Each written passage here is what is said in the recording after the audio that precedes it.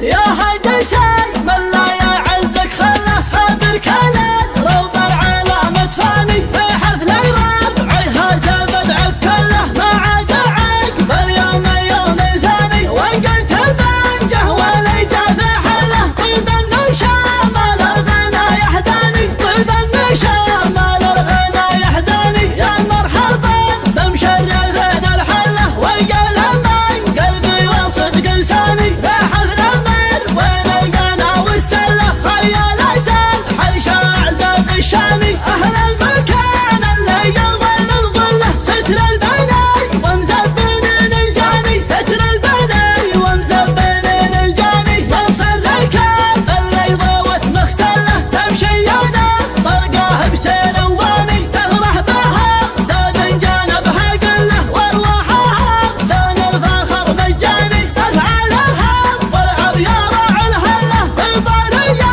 ذبح حج النجراني في طاريه ذبح حج النجراني كم طمعا بهم يموت بغله من وقع صاف مفلقه شجعاني يلا انت جاي لسعد قله قله والله لا جاك ان كان زيد امداني شروك نجب دعوته ونجله وبك واخوانك بعد من داني اهل الكرم طبع لهم وجب له عون القصير مكرمين العاني وانت يا هان اللي زاهت لا جله عرض الرقاب مشرح الفتل ذاني ترعى بها ونبت القبر وتحله في مشبر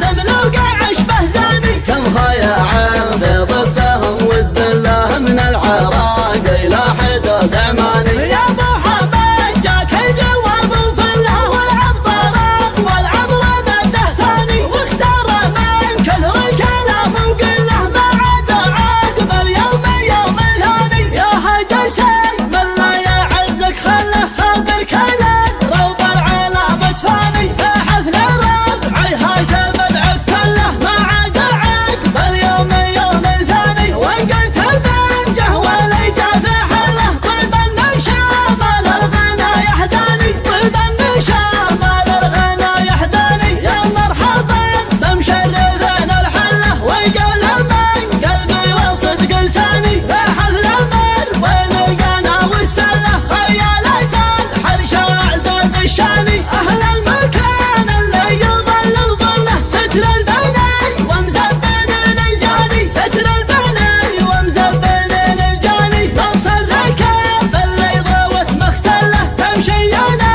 طرقاه بسير واني تفرح بها دود جانبها قله وارواحها دون الفخر مجاني تفعلها والعب يا راعي الهله في طاريه ذبح حج النجراني في طاريه ذبح حج النجراني كم طمعا فيهم يموت بغله من وقع صاف مفلقه شجعاني يلا انت جاي لسعد